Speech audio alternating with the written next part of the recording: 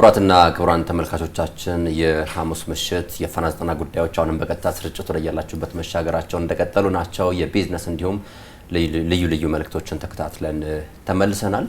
ስንቀጥል ሌሎች ጉዳዮችን እንመለከታለን። በወቅታዊነት ሀገራዊ ምክክር ጉዳይ በፋና ዘጠናችን በስፋት ከምንመለከታቸው ጉዳዮች መካከል ነው። ስለዚህ እሱን እናስከትላለን። በሀገር ግንባታ በትርክትና በዋና የፖሊሲ ጉዳዮች ዙሪያ ያሉ ልዩነቶችን በማቀራረብ በጋራ እሴቶች ላይ የተመሰረተ ብሔራዊ መግባባት ይፈጥራል ሀገራዊ ምክክር። ህዝብም በሀገር ጉዳይ ላይ በቀጥታ እንዲሳተፍ በማድረግ የግልጽነትና የተጠያቂነት ባህል እንዲዳብር ይረዳል። ይህም ተአማኒነት ያላቸው ተቋማት እንዲገነቡ እንዲሁም ደግሞ የህግ የበላይነት እንዲከበር ፋይዳው የጎላ ነው። ካሁን ቀደም ባለው የታሪክ ጉዞም የተስተዋሉ በርካታ ግጭቶችና ያልተፈቱ ቅሬታዎችን በመፍታት በውይይት ባህል የሚመራ ታሪክ ቀያሪ ትውልድ ለመፍጠር ያግዛል። አመለወርቅ መኳንንት ተጨማሪውን ደግሞ ይዛለች። ኢትዮጵያ የሺህ ዓመታት ታሪክ ባለቤትና የብዙ ማንነቶች መገኛ ብትሆንም መዋቅራዊ ችግሮችና የታሪክ ጠባሳዎች ለሀገራዊ አንድነቷ ፈተና ሆነው ቆይቷል። በአሁኑ ወቅት እነዚህን ችግሮች በጠመንጃ ሳይሆን በሀሳብ የበላይነት ለመፍታት የሚያስችል ሀገራዊ ምክክር እየተካሄደ ይገኛል። ሀገራችን በረጅም የታሪክ ጉዞዋ በርካታ ግጭቶችና ያልተፈቱ ቅሬታዎችን አስተናግዳለች። ይህ ደግሞ ብዙ ዋጋ አስከፍሏታል። እስከዛሬ ድረስ ምናልባት በሀገር አቀፍ ደረጃ እንደዚህ በጉዳዮች ተመክረው ችግሮችን ለመፍታት የተደረጉበት ነገር እንብዛም ባለመኖራቸው ብዙ ዋጋ ተከፍሎበታል። የተከፋው ወይም የሱ ሀሳብ ዶሚኔት ካላደረገ በቀር ብሎ የሚያምን ግለሰብ ጠመንጃ ይዞ ጫካ ገብቶ ታግሎ የራሱን ሌጋሲ ለማስፈጸም ሲጓዝበት የነበረው መንገድ ነው አመጣጣችን የሚያሳየን። አሁን የተጀመረው ጅማሮ ጥሩ ነው። ብዙ ዋጋ ከፍለንበታል። ይሄ ባለመሆኑ እንዳውም በትንሹና በጥቂቱ አርሰና አምርተን እንኳን የምግብ ፍጆታችንን ሳናሸንፍ የቀረንባቸው ነገሮች እኮ ከዚህ አንፃር ናቸው። አይደለም ቀይ ባህርና የባህር ወደ በርን ቀርቶ ለማለት ፈልጌ ነው።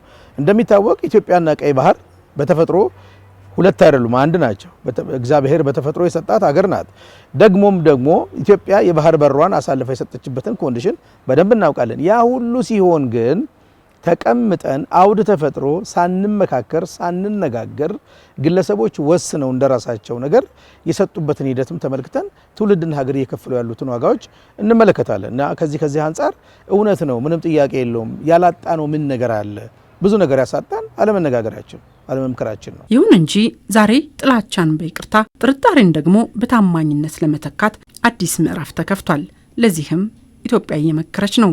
ይህ ለሀገር ህልውና እንዲሁም ለወደፊቱ ትውልድ የተሻለች ሀገር ለማስረከብ የሚደረግ ጥረት በመሆኑ ይህን ወሳኝ እድል በአግባቡ መጠቀም ይገባል። አሁን ያለው ኒው ጄኔሬሽን ይሄንን እድል በጣም ትልቅ እድል አድርጎ ተጠቅሞ ትናንት የነበረው ነገር ለትምህርት ሆኖ ትላንት የመጣንበት መንገድ ስተት ወይም ችግር እንዳለበት ይሄን ተገንዝቦ ትውልድ እንዲማርበት በአግባቡ ተሰንዶ እንዳልኩሽ ስቴጁ ብዙ ነገር የሚያነጋግር የሚያወያይ ነው።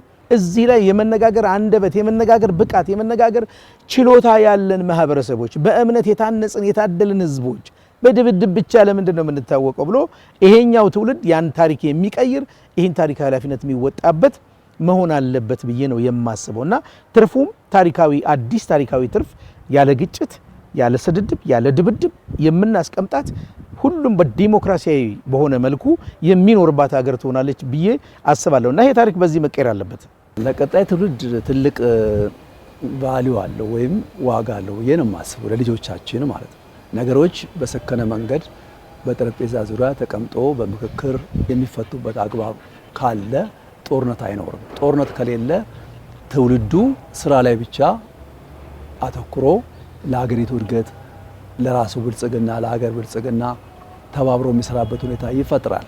በሀገር ግንባታ በትርክትና በዋና የፖሊሲ ጉዳዮች ዙሪያ ያሉ ልዩነቶችን በማቀራረብ በጋራ እሴቶች ላይ የተመሰረተ ብሔራዊ መግባባት እንዲሰፍን ዋነኛ ቁልፍ ነው ምክክር። በተለይም በእድገት ጎዳና ለምትገኝ ሀገር ደግሞ ትርጉሙ ብዙ ነው። ከምናያቸው የሀገሪቱ ኢኮኖሚ ለውጦች በብዙ አንግል አይደለም አዲስ አበባ ብቻ በየክልሎች ራሱ ወርዶ የሚታዩ ቪዚብል የሆኑ በተጨባጭ የምናያቸው ብዙ ለውጦች አሉ።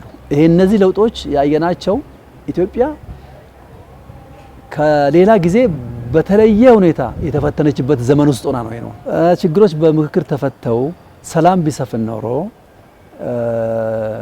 አሁን ካየናቸው እድገቶች የበለጠ በ4 እና በ5 እጥፍ አድጋ ባየናት ነበር ሀገራችንን ማለት ነው። አሁን እንዲህ እየተገጫጨን እንዲህ እየተነጋገርን እንዲህ እየተዘላለፍን የሚሰሩ ስራዎች የምናያቸው ነገሮች ያስደምሙኛል እኔ በግሌ ማለት ነው። ግን ያንን ነገር ብንተውስ ብለሽ አስቢው።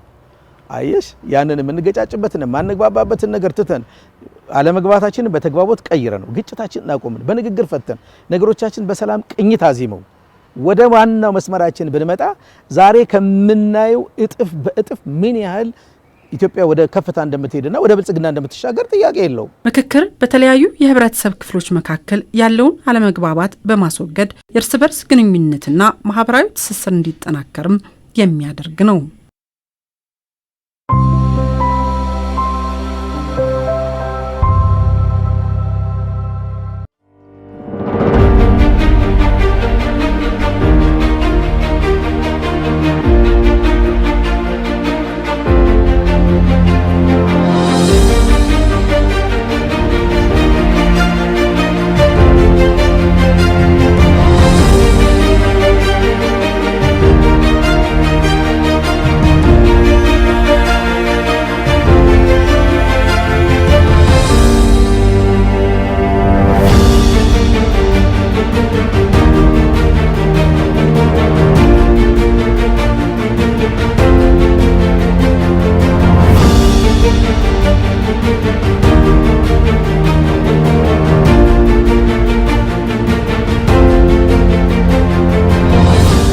ምክክር፣ ንግግርና መደማመጥ የትላንት ቁርሾና የተበዳይነት ህመማችንን የምንሽርበት ፍቱን መድኃኒት ነው።